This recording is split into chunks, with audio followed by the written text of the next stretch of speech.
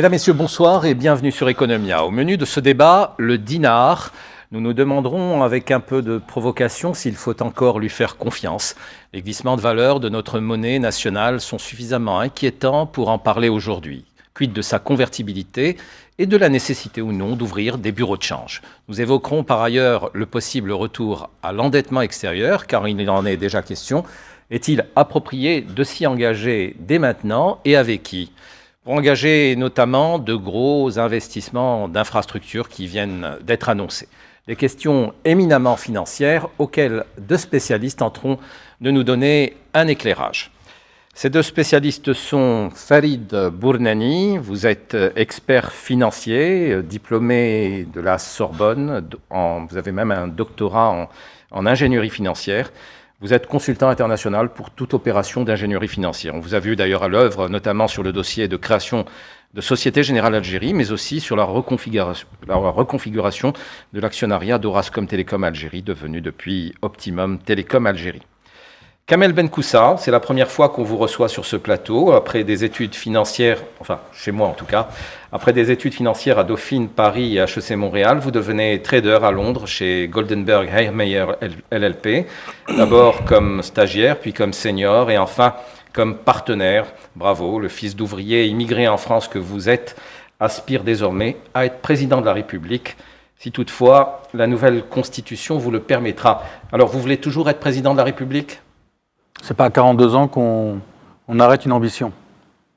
La nouvelle constitution qui va être votée veut bloquer l'entrée de compétences d'Algériens de l'étranger. Ce que je dis souvent, c'est que finalement, on a autant de constitutions que de présidents. Il faudrait déjà commencer par les respecter.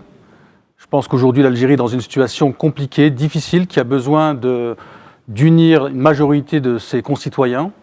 Donc j'ai foi au peuple algérien pour que demain nous puissions avoir une alternative politique qui permettrait à l'Algérie de pouvoir sortir de cette impasse non seulement politique mais aussi économique.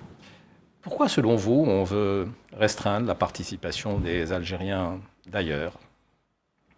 C'est à mon sens une erreur, je pense beaucoup d'ignorance et en même temps de la peur. De voir des binationaux se présenter à l'élection présidentielle a été quelque part un déclencheur.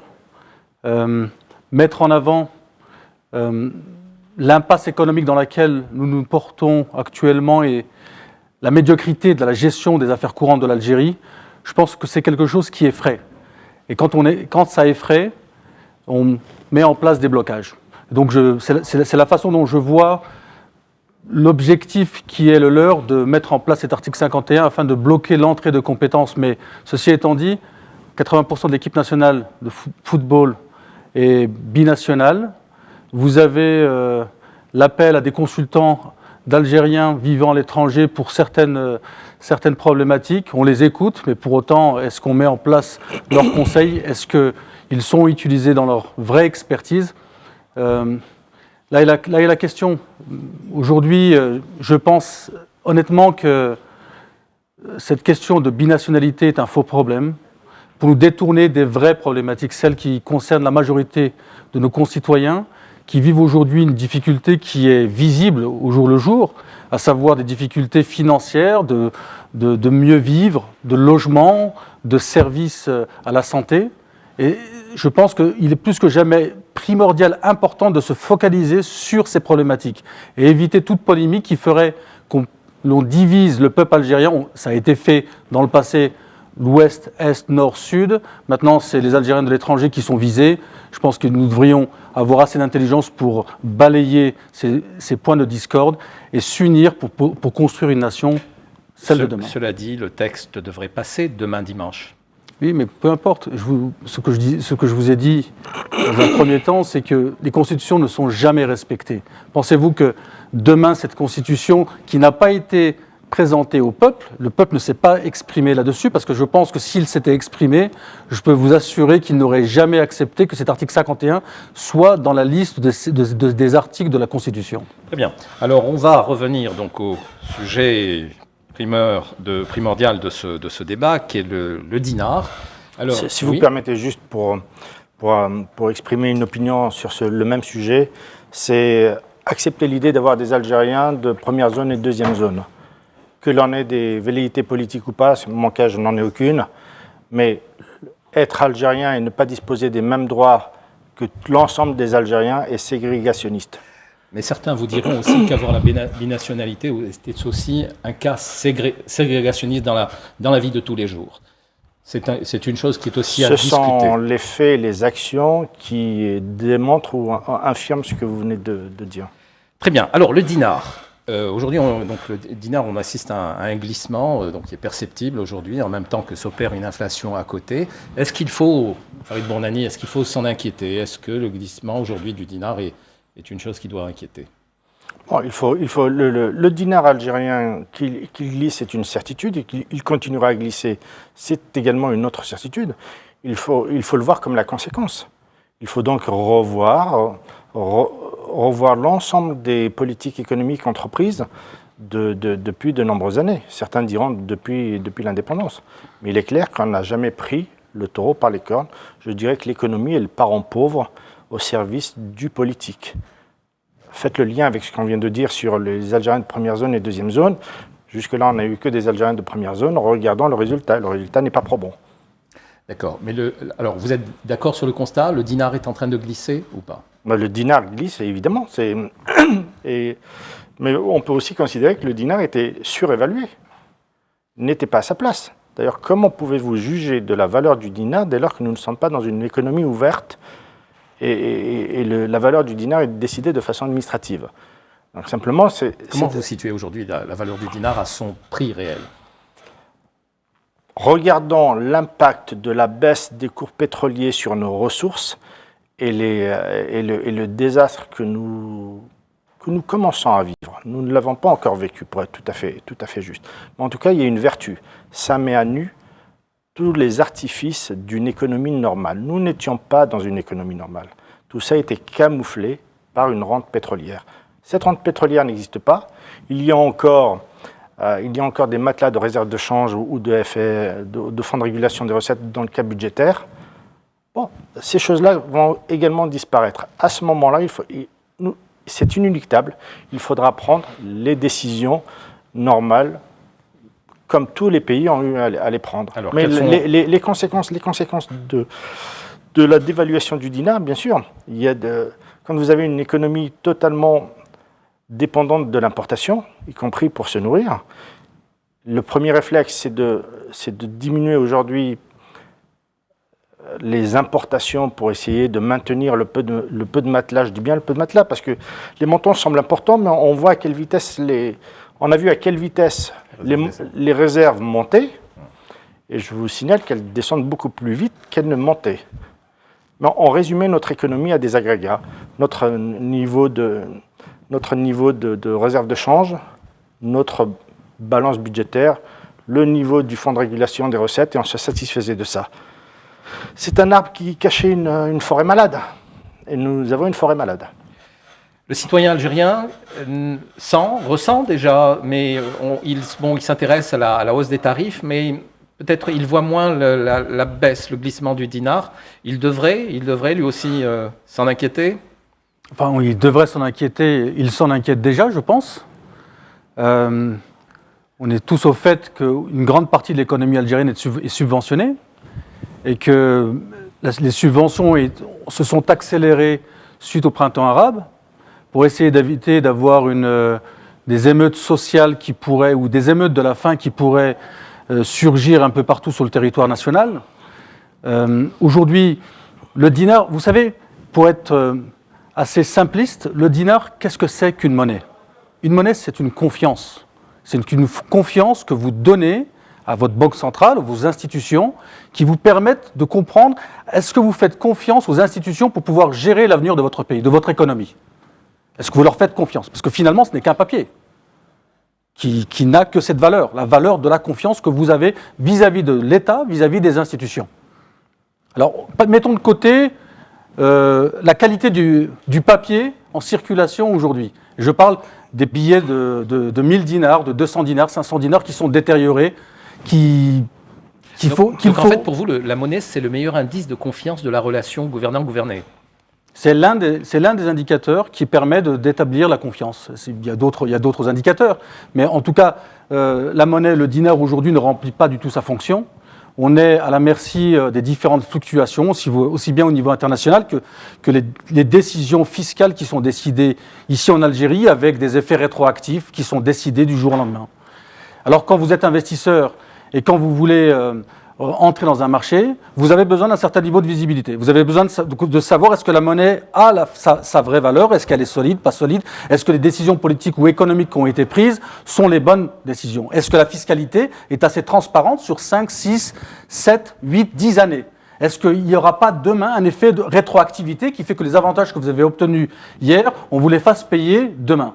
Donc tout ça, cette incertitude qui quelque part déstabilise l'investissement, à cette incertitude s'ajoute une dimension de risque politique qui est forte. Alors, pour en revenir à ces questions de constitution, vous avez eu une constitution qui a été changée pour pouvoir permettre au président Bouteflika de faire un 3e mandat, puis un 4e mandat. Maintenant, le 4e mandat est en cours, où on est clairement dans une impasse. Finalement, on revient sur une nouvelle constitution en disant maintenant on arrête, on ne fait que 2 mandats.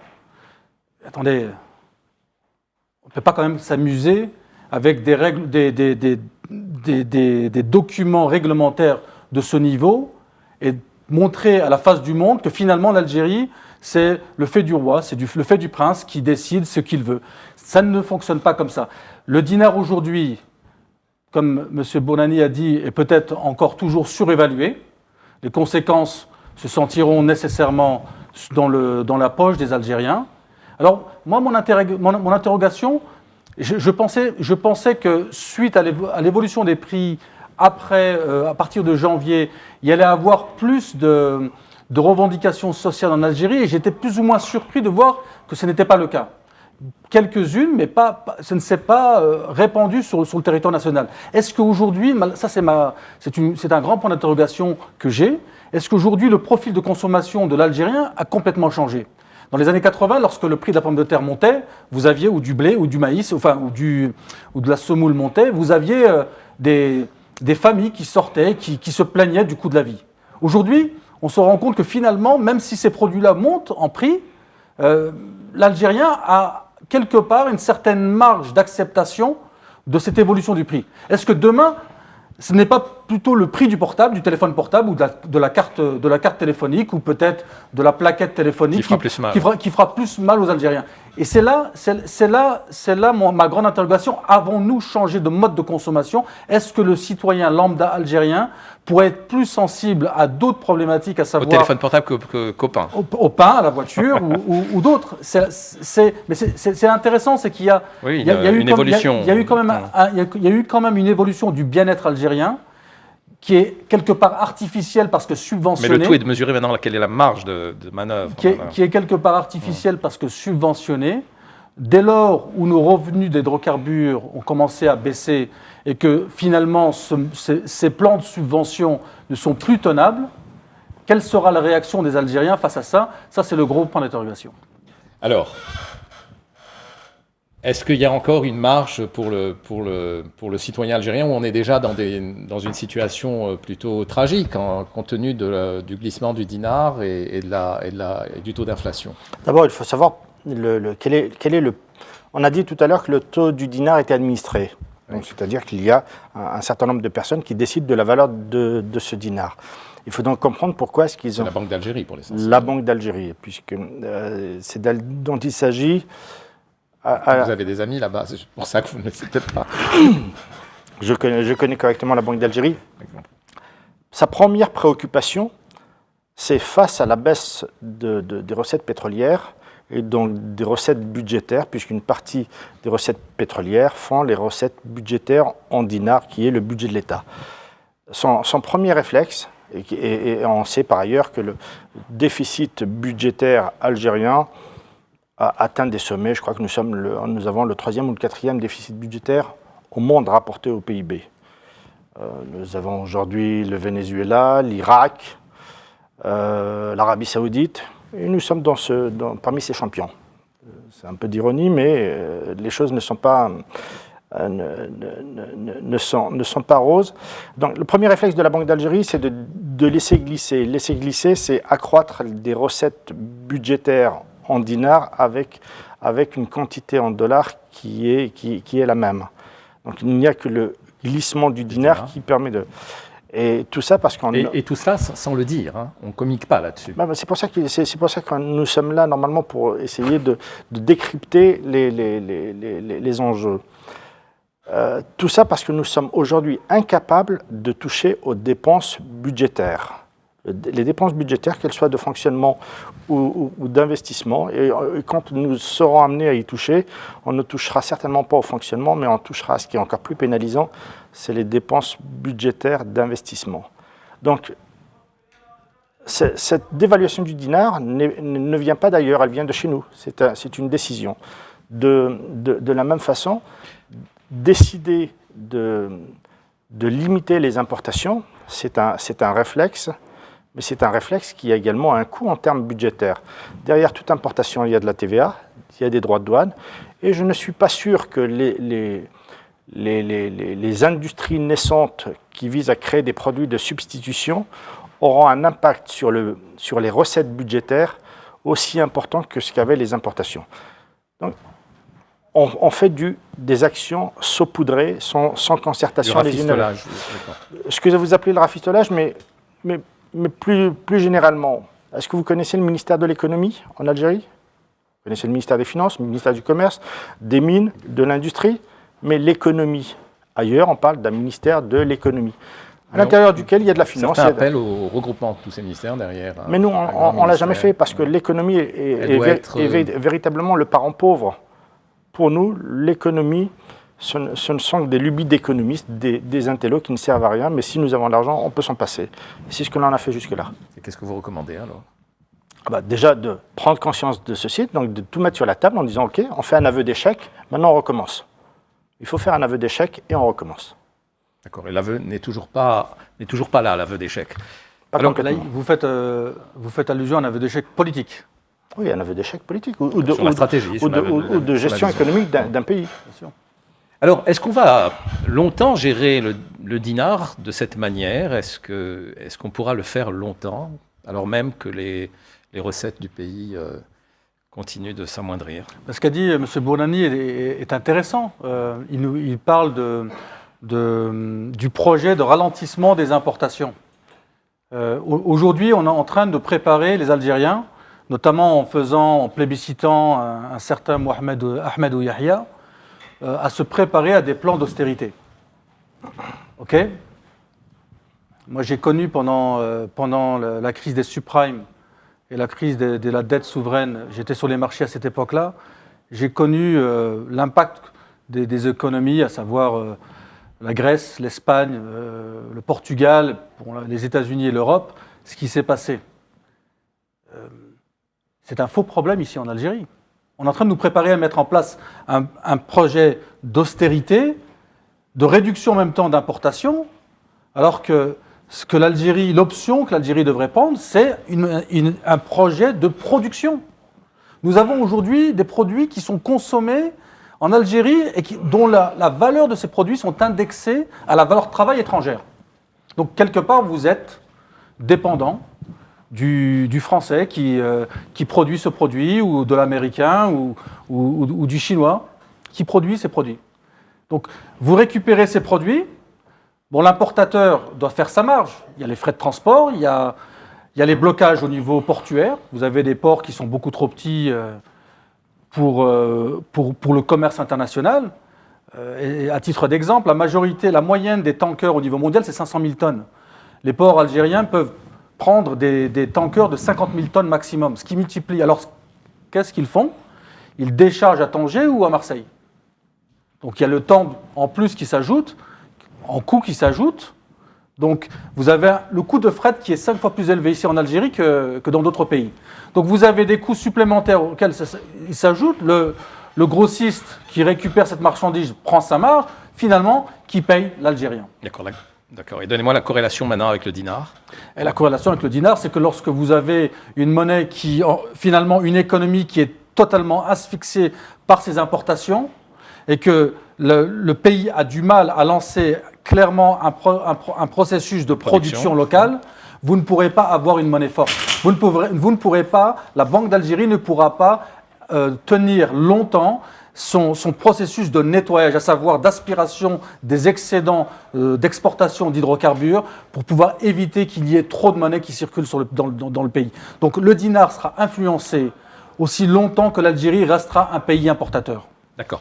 On a parlé de descente, de glissement de moins 20%, certains parlent de 30%. Quels sont les chiffres que vous avez, vous, et jusqu'où ça peut aller dans les prochains mois? Le glissement sur le dollar, il est de 34%. Vous aviez en 2013, en moyenne, un dollar valait 79 dinars, et il en vaut aujourd'hui 106. Et de l'autre côté, pour la même période, vous aviez un euro qui valait à peu près 105 et il en vaut 119. Et encore, je répète, c'est comme dès lors que c'est administré, on ne l'a pas lâché. On ne fait que desserrer la corde au fur et à mesure. Donc, il aurait pu être moins comme il aurait pu être un peu plus. Donc le glissement peut être plus brutal, bien entendu. Il peut aller loin. Bien entendu, mais regardez ce qui se passe sur le marché libre du dinar. Appelez le marché noir, j'appelle le marché libre. Les choses vont beaucoup plus loin. Et le phénomène aggravant, c'est évidemment la perte de confiance. La confiance est un élément fondamental. Kamel Benkoussa venait de le signaler. Alors justement, aujourd'hui, il faut garder ces dinars à la maison, à la banque, où il faut essayer de les placer ailleurs. Et quelles sont les valeurs aujourd'hui intéressantes, les valeurs refuges?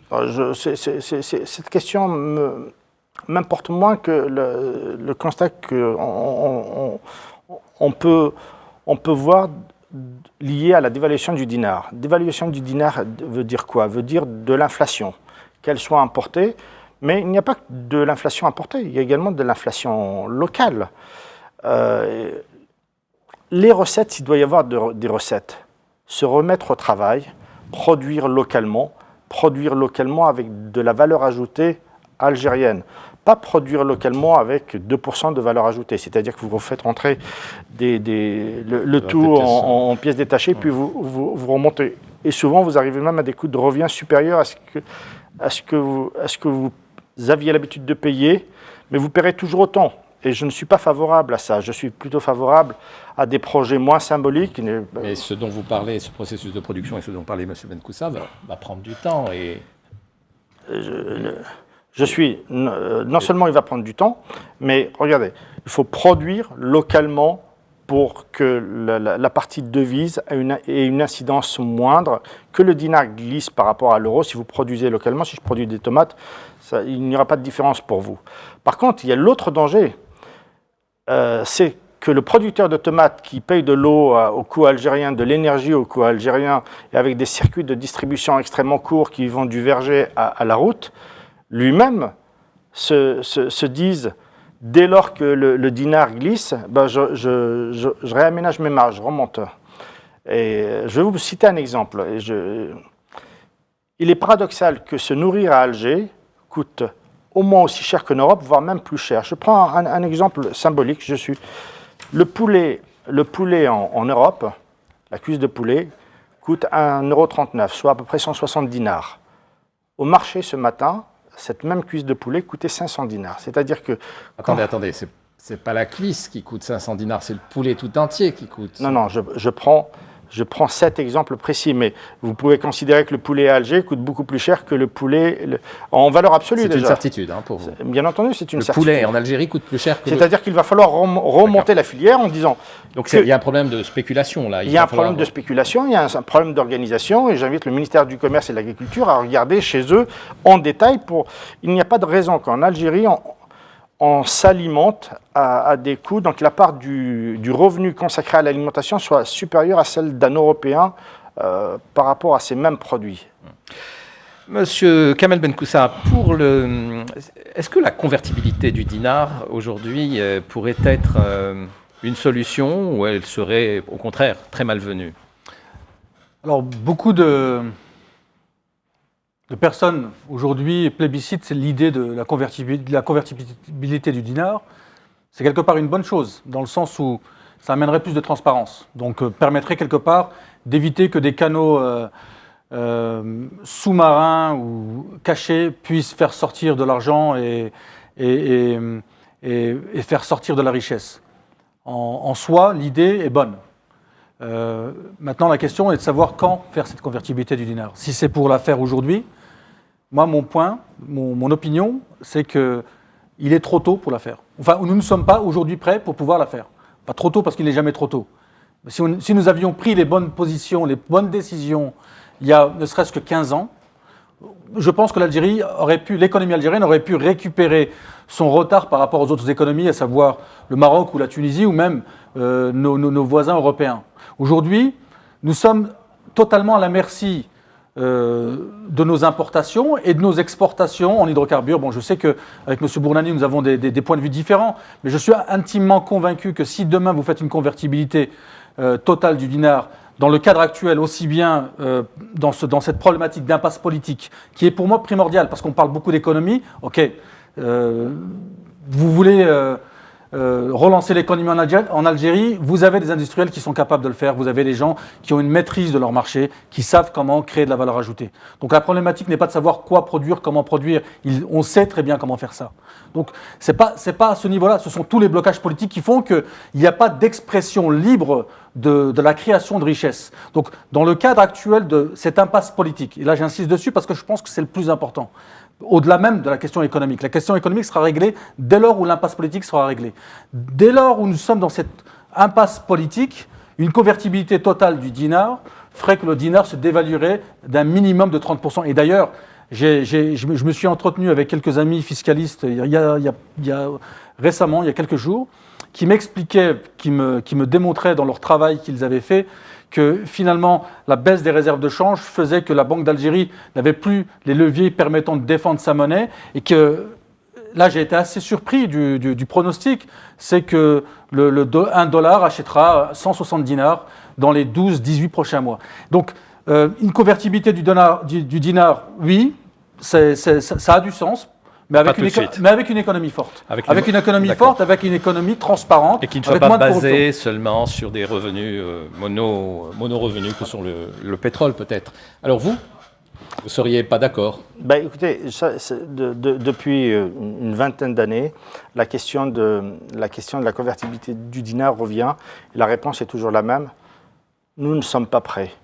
Vous êtes d'accord? Non, attendez. C'est la réponse que l'on fournit qui est celle-là. Mais jamais personne n'a étayé à quel moment, quels sont les indicateurs qui nous permettront d'être prêts. C'est-à-dire, je suis prêt à épouser. Il vient de dire que ce sera une économie forte. Il vient de dire une économie forte. Mais qu'est-ce que ça veut dire une économie forte? Faut-il atteindre un PIB par habitant de X?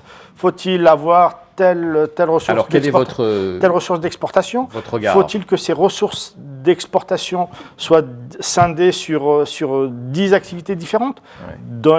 Jusqu'à présent, jamais personne n'est allé à l'exercice de dire, voilà, je prends la population à témoin, vous allez tous pouvoir donc déterminer le jour où nous serons prêts pour la convertibilité, voilà les critères. En réalité, personne ne les a jamais explicités. Le seul critère que je connais, moi, c'est est-ce que mes réserves de change me permettraient, donc en valeur absolue, peu importe l'origine, me permettraient d'asseoir la convertibilité du dinar. Pour ma part, la réponse est oui. Maintenant, si vous prenez, considérons, alors ceux qui réfutent cette idée diront, du jour au lendemain où on décidera la convertibilité totale du dinar, l'ensemble des Algériens vendront leur dinar, achèteront des devises, et derrière cette idée, partiront peut-être. C'est-à-dire que c'est le cataclysme. Vous partiriez, vous avez des enfants... Non, au contraire, si tout le monde part, je reste. On sera plus riche. Et l'autre idée, c'est ceux qui ont de l'argent le font sortir. Mais ceux qui ont de l'argent n'ont jamais attendu. On parle des marchés de gros.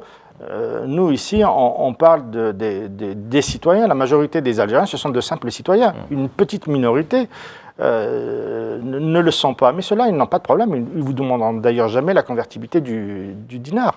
Par contre, les méfaits de la non-convertibilité du dinar, moi, je peux vous les citer. Je peux vous donner des indicateurs. Vous n'auriez pas eu de surfacturation des importations si vous aviez eu la convertibilité du dinar. La surfacturation n'a d'intérêt que parce qu'il y a une différence entre un cours parallèle ou un cours de marché libre et un cours administré. Vous établissez la convertibilité du dinar, personne ne va commencer à tricher. Donc moi j'ai des critères pour lesquels je dis il faut y aller courageusement, il faudra y aller courageusement, il faudra subir une dévaluation, clair. Mais je crains que, même en n'y allant pas, la dévaluation, on va y avoir droit. L'ensemble des méfaits que l'on affecte, que l'on en énonce en parallèle avec la convertibilité, nous les aurons de toute façon, mais sans l'avoir. Mais vous ne pouvez pas dire ça, M. Bournani, vous ne pouvez pas dire ça de façon catégorique. Si maintenant vous avez un pays, prenons n'importe quel pays, vous avez par exemple la Chine, qui aujourd'hui n'a pas de choix, même si elle continue à défendre sa monnaie, n'a pas de choix que de dévaluer sa monnaie. Alors quel est l'effet d'une dévaluation d'une monnaie dans un monde globalisé? L'un des premiers effets, c'est de rendre le marché plus attractif. Donc, je suis d'accord avec vous, lorsque vous dévaluez votre monnaie, si la monnaie se dévalue dans le cadre d'une convertibilité totale du dinar, le marché algérien sera plus attractif, entre guillemets plus attractif. Mais ça ne suffit pas. Qu'est-ce qui ferait qu'il serait plus intéressant? C'est une visibilité politique. Alors, je ne m'inquiète pas du flux de dinars ou de dollars qui pourraient sortir ou entrer en Algérie, ce n'est pas ça qui m'inquiète. Ce qui m'inquiète, c'est que le prix, le panier de biens que l'Algérien moyen, l'Algérien lambda devra subir, parce que lui ne peut pas se déplacer, lui ne peut pas aller à l'étranger, lui n'a pas de compte à l'étranger, lui ne peut pas aller en vacances ailleurs. Lui ne profitera pas de ça. La première chose qu'il subira, ce sera une hyperinflation, une inflation qui dépassera les 30%. Alors comment allez-vous expliquer à ces familles qui aujourd'hui souffrent et ont du mal? Je vais vous donner un exemple personnel. J'ai un cousin, moi, qui vit actuellement en Kabylie, qui gagne 8000 dinars par mois, dans un travail précaire. 8000 dinars par mois. Ils sont à 5 à vivre dans un petit appartement. Comment allez-vous expliquer à ces Algériens que demain, ils paieront quasi le double de du coût qu'ils subissent aujourd'hui? Ce n'est pas possible, ce n'est pas tenable. Ce n'est pas tenable sous prétexte qu'il va falloir mettre une convertibilité du dinar pour pouvoir répondre à soi-disant une certaine ouverture, message fort politique. Nos politiques ne sont pas prêts à pouvoir encadrer une convertibilité totale du dinar. Vous m'amenez des bons politiques, des visionnaires, une équipe de technocrates jeunes capables de pouvoir gérer une nouvelle économie qui serait dynamique dans sa production, dynamique dans son innovation, dynamique dans ses artifices qui permettraient à la majorité des Algériens de pouvoir bénéficier du minimum. Allons-y, ayons le courage. J'ai eu le courage de me présenter à cette élection présidentielle, alors qu'on me disait, beaucoup d'amis me disaient, mais tu es complètement fou, tu es devenu dingue. Tu quittes ton boulot à Londres pour venir ici en Algérie, tu ne connais pas le pays, alors que je le connais très bien. Tu ne connais pas les hommes à qui tu fais face, à savoir le régime actuel, et tu ne connais pas quelle est la problématique, les enjeux géopolitiques. Mais moi je vous dis, M. Bournani, c'est que j'avais conscience du panier à crabe dans lequel je m'étais engagé. Et j'ai conscience des enjeux que l'Algérie devra relever demain. Une dévaluation de 30% du dinar demain, même si vous avez raison, on va y arriver. Mais j'ai l'espoir que demain l'Algérie se réveillera. Et j'ai l'espoir qu'une majorité des Algériens se mobiliseront pour qu'il puisse y avoir, et là je le répète et j'insiste là-dessus parce qu'on se focalise sur la dimension économique, qu'il puisse y avoir un changement politique. Pas un changement au niveau du mode politique, un changement de tête. Farid Bournani, est-ce que votre regard sur la société, sur le social est aussi appuyé que le sien dans cette histoire de convertibilité? Parce que c'est vrai que le risque est quand même conséquent et c'est pour ça peut-être que les politiciens actuels ne veulent pas s'y engager. S'ils ne voulaient pas s'y engager, l'inflation elle est déjà présente. Je regrette, mais le cousin de M. Benoussa, qui au demeurant, 8000 dinars, c'est illégal. Oui, mais c'est une réalité. Mais c'est vrai que c'est illégal et c'est un emploi précaire de la wilaya. 8000 dinars. Et c'est du pré-emploi dans ce cas-là. C'est une réalité. Non, c'est pas du pré-emploi. Non, mais c'est une réalité. Ça fait plus de 5 ans. Tout le monde n'est pas payé au SMIC. Hein, donc alors on lui demande, je vais vous dire même, il est diplômé, on lui demande de repeindre des barreaux. Bon, la prochaine fois, on invitera votre cousin. Pour vous dire à quelle est la situation actuelle des pauvres Algériens qui sont en dehors d'Alger. Parce que la misère que l'on peut constater en Algérie, qui subit actuellement cette mauvaise gestion de l'État, on la ressent en dehors de la couronne d'Alger. Et quand on voit ces jeunes qui aujourd'hui sont diplômés et qui ne sont même pas capables de pouvoir se marier, de pouvoir acheter un bien immobilier pour pouvoir vivre décemment, quand on voit la situation de cette précarité sociale, je vous assure qu'une dévaluation, une convertibilité totale du dinar demain balayera l'espoir de toute cette jeunesse. Ok, je mets la convertibilité du dinar de côté, disant qu'on ne la fera pas cette fois-ci, on la fera bien plus tard. Mais je crains que l'inflation, on y aura droit. La dévaluation du dinar, nous continuerons d'y avoir droit. Si vous me disiez, il ne faut pas faire ça parce que nous n'aurons pas droit à cette dévaluation, nous n'aurons pas droit à cette hyperinflation, je vous suivrai certainement. Mais on y aura droit quand même. Alors maintenant, dans les mesures, ensuite vous évoquez la dimension politique, vous y avez sans doute raison, mais je ne sais pas pour bouger un caillou, modifier toute une maison. Si j'ai la possibilité de bouger le caillou, je bouge le caillou. Ça, c'est ça m'est accessible. Le reste, je ne sais pas le faire. En tout cas, c'est pas mon rôle. Maintenant, si vous voulez qu'on parle des mesures à prendre, il n'est pas normal dans une économie d'avoir une économie informelle aussi importante. Donc les mesures qui ont été entreprises de façon timide, d'amener tout l'informel à se bancariser, ok, très bien, on l'a fait de façon timide et les résultats sont tout aussi timides. Je prône le nouveau dinar, je prône le passage au nouveau dinar, mais sans aucune chasse aux sorcières. Nous n'en sommes plus aujourd'hui à faire la chasse aux fraudeurs. Les fraudeurs sont chassés par l'administration des impôts. Moi, je veux simplement que tout l'argent qui existe dans ce pays soit mobilisé dans le circuit bancaire. Donc pour ça, je n'ai pas d'autre choix que de créer le nouveau dinar. Avec le nouveau dinar, vous n'aurez pas un seul ancien dinar qui restera à l'extérieur, sinon il perdra de sa valeur. Une fois que vous avez bancarisé tout ça au service de l'économie, voilà, vous venez déjà de faire un pas important vers une économie normale. Alors sur un nouveau dinar. Ce n'est qu'une mesurette. Ce n'est qu'une mesurette et je vais m'expliquer là-dessus. Vous allez créer un nouveau dinar, mais ce qui reste derrière est la même chose. Sur le dollar américain, c'est en Dieu, j'ai confiance ou je crois. In God we trust. Ouais. In God you trust. Est-ce que vous allez dire en le gouvernement de Sellal ou de Yahya demain ou en Bouteflika, j'ai confiance? Donc vous pouvez créer n'importe quel nouveau dinar. Non mais c'est très sérieux comme point. Je raisonne Algérie. On va raisonner Algérie. Et je raisonne Algérie. Est-ce que vous pouvez créer n'importe quelle haute monnaie, même faire un billet en dinar qui ressemblerait au dollar avec une valeur qui serait divisée par 100? Si vous n'avez pas les équipes dirigeantes derrière qui sont capables de fournir ou de proposer un vrai programme de relance de l'économie. Et je vais aller même plus loin.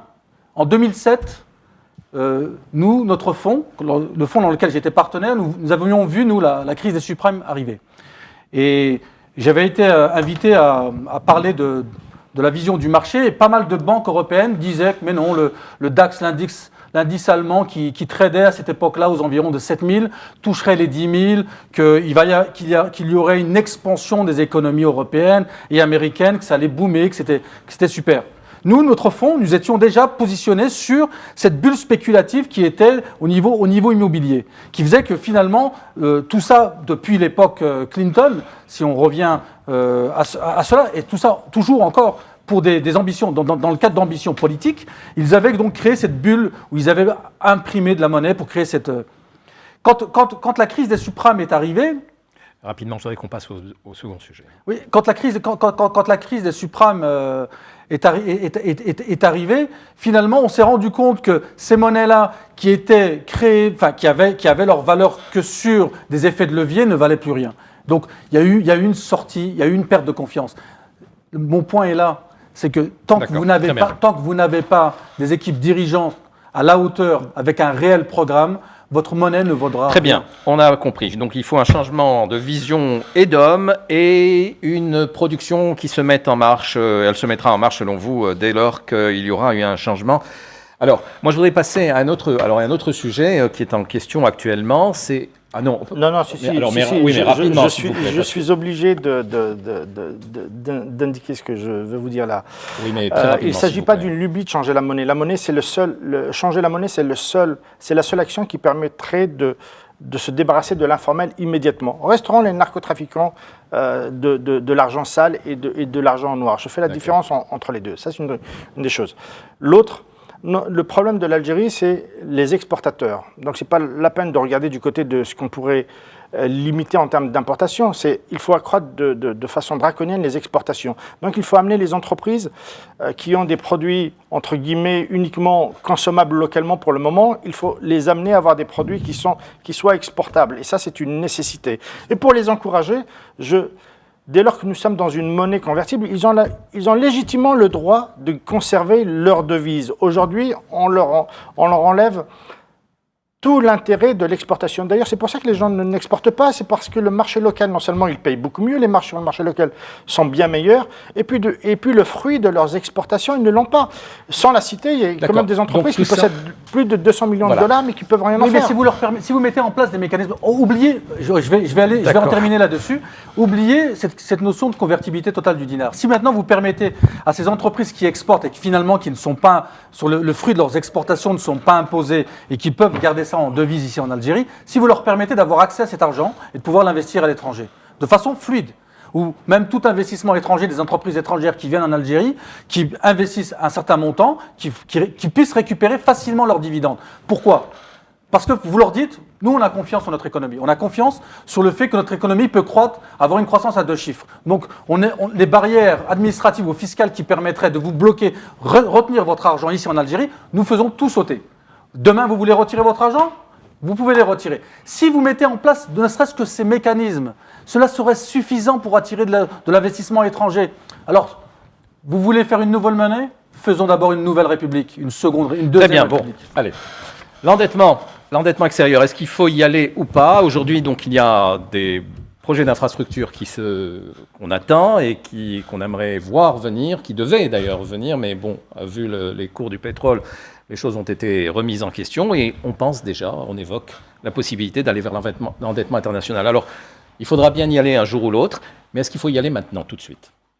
La question que vous me posez, d'autres ont déjà décidé pour nous, puisqu'il y a au moins un projet, voire même 2, qui ont rendu le recours à l'endettement extérieur nécessaire. Je cite le projet de port de Hamdania. Hamdania, c'est entre la fin de la corniche du Chenois et la ville de Chelchel, parce que Hamdania ne dit forcément rien à personne. Et c'est là que nous avons... Sauf aux gens de là-bas. Aux gens de là-bas. Et puis, pour ma part, j'y suis allé, j'ai voulu me rendre compte, parce que je connais un peu la région. Il ne me paraissait pas opportun qu'il y ait un port là-bas, on l'a décidé, donc j'ai été revoir une deuxième fois. Je ne suis toujours pas convaincu. Pourquoi ? Parce que le site ne s'y prête pas ? Non, parce que par définition, c'est un site non seulement écologique, touristique, proche d'Alger. On va saccager un site. Moi, c'est mon côté citoyen qui parle. Maintenant, pour revenir à l'opportunité, je comprends que les Chinois, qui ont 4 000 milliards de réserves de change, et qui ont décidé d'allouer à l'Afrique 60 milliards de dollars d'investissement, essayent d'inciter les États à recourir à leur financement. Bon, dans le cas de Hamdania, nous allons avoir un propriétaire qui est chinois à 49%, ce sont 2 sociétés, un copropriétaire qui est algérien à 51%, mais il y a un pacte d'actionnaires, et le pacte d'actionnaires va permettre d'inverser les bienfaits d'avoir 51%. Dès lors que vous avez 51% et vous avez signé un pacte d'actionnaires, il ne fallait pas chercher en façade d'avoir 51%. De toute façon, vous venez de perdre le pouvoir. Ça, c'est une chose.